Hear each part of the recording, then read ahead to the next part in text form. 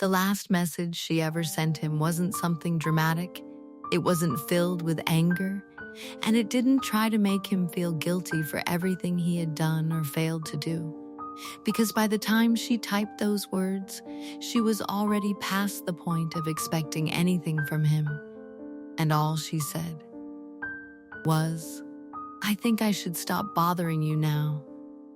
And the most painful part of that moment wasn't the message itself, but the fact that he saw it, he read it, he understood exactly what it meant, and still chose to put his phone down and do nothing.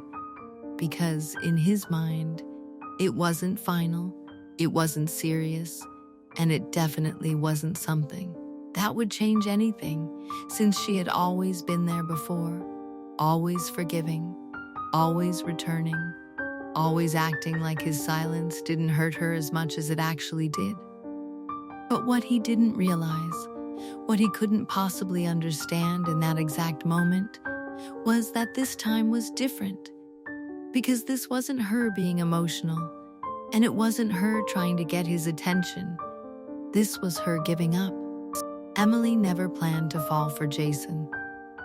Because if you had asked her in the beginning what she thought about him, she probably would have said that he was just another person she talked to occasionally, someone who was easy to joke with, someone who made conversations feel effortless without ever becoming something serious.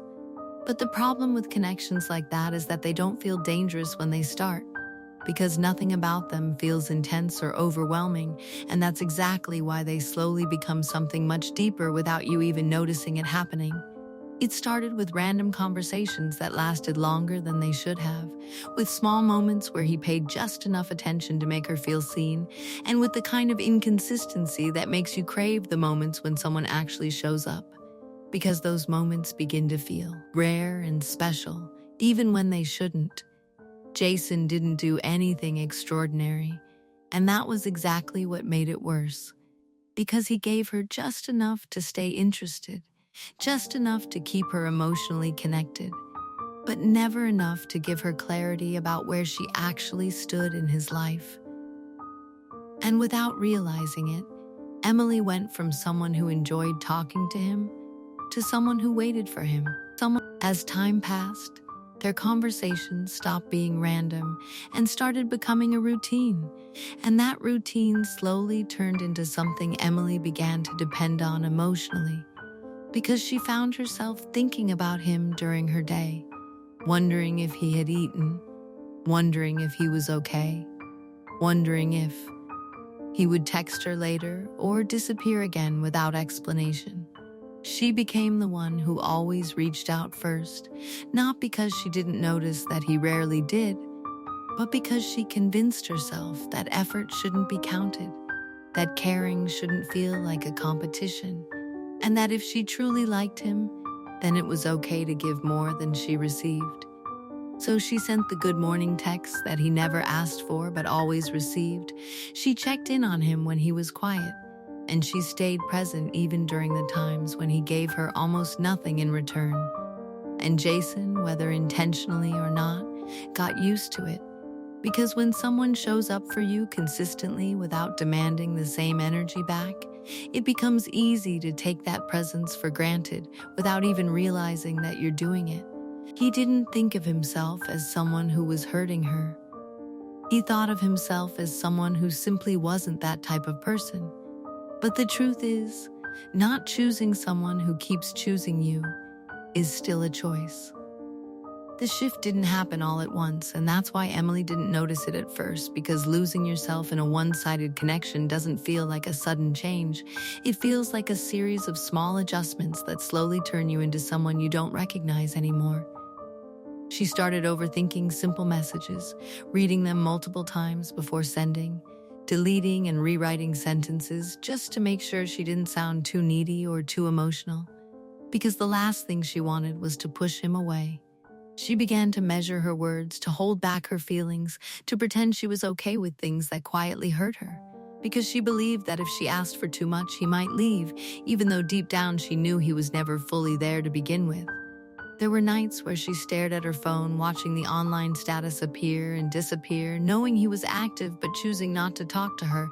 And instead of getting angry, she made excuses for him, telling herself that he was busy, that he was tired, that he would reply later. And sometimes he did, just enough to reset her hope. The breaking point didn't come from one big fight or one dramatic moment, because relationships like this don't end with explosions. They end with exhaustion, with the kind of emotional fatigue that builds quietly over time until one small moment becomes too heavy to carry. For Emily, that moment came on a night when everything felt overwhelming, when she wasn't trying to be strong or understanding anymore, when she finally allowed herself to need the same kind of support she had been giving for so long. So she sent him a message that was more honest than anything she had ever said before. "I'm really not okay today, I just need someone to talk to." And after sending it, she didn't overthink it, didn't regret it, didn't try to take it back, because for once she believed that maybe, just maybe, he would show up for her the way she had always shown up for him. Jason saw the message.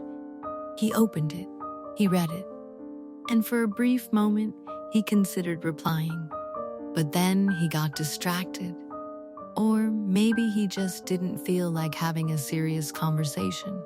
Or maybe he assumed that it wasn't urgent because she had always handled her emotions on her own before. So he told himself he would reply later. And then he didn't. What Jason didn't see that night was that Emily wasn't just waiting for a reply. She was waiting for confirmation, for reassurance, for something that proved she mattered beyond being convenient. Minutes turned into hours, and as she watched the silence stretch longer and longer, something inside her began to shift, not in a dramatic or emotional way, but in a quiet, final realization that she had been ignoring for far too long. It wasn't that he didn't understand her. It was that he didn't choose to. And once you truly understand that someone sees your effort, sees your feelings, sees your presence, and still decides not to meet you halfway, something inside you stops trying. That night, she didn't cry the way she used to. She didn't send another message. She didn't ask why. She just stopped. The next morning, when she woke up, she didn't reach for her phone to text him, and that small break in her routine felt unfamiliar, almost uncomfortable at first. Because she had spent so long making him a part of her daily life, that removing him felt like losing a habit she didn't know how to replace. But she didn't text. And she didn't text the next day either, or the day after that. And slowly, what started as a decision became a pattern, and what felt strange in the beginning started to feel peaceful. At first, Jason didn't think much of her absence, because silence from her was something he had never experienced before, and when something is unfamiliar, it's easy to assume it's temporary. But as days turned into a week, and a week turned into more, he began to notice the gap she left behind, because for the first time there was no one checking on him, no one making sure he was okay, no one quietly caring in the background of his life. And that's when he opened their chat again, not out of nostalgia, but out of something he couldn't quite name. As he scrolled through their old messages, he started seeing things differently, not as casual conversations, but as evidence of something he had ignored, something he had underestimated, something he had assumed would always be there. Every message she sent felt heavier now. Every effort she made felt more meaningful, and every moment he didn't respond felt like something he couldn't undo. So he reached out, not casually this time, but with hesitation. "Hey, where have you been?" And when there was no reply, he sent another message. "I was just busy, I didn't mean to ignore you." But the silence he received in return wasn't the same silence he used to give her, because this silence had a finality to it, a distance that couldn't be closed with a simple text. For the first time, he felt what she had felt for years: uncertainty. And then, loss. Weeks later, when he finally saw her again, there was no anger in her eyes, no sadness, and no trace of the person who once waited for him to notice her, because she had already moved past that version of herself. When she looked at him, she smiled politely, like he was someone from a chapter of her life that she had already closed. And in that moment, he realized something that hurt more than rejection. He realized that she didn't leave because she stopped loving him. She left because she finally understood that loving him was costing her too much. And the truth is, people don't lose someone like her all at once. They lose them slowly. Every time they ignore a message, every time they don't show up, every time they choose not to care, until one day, there's nothing left to lose.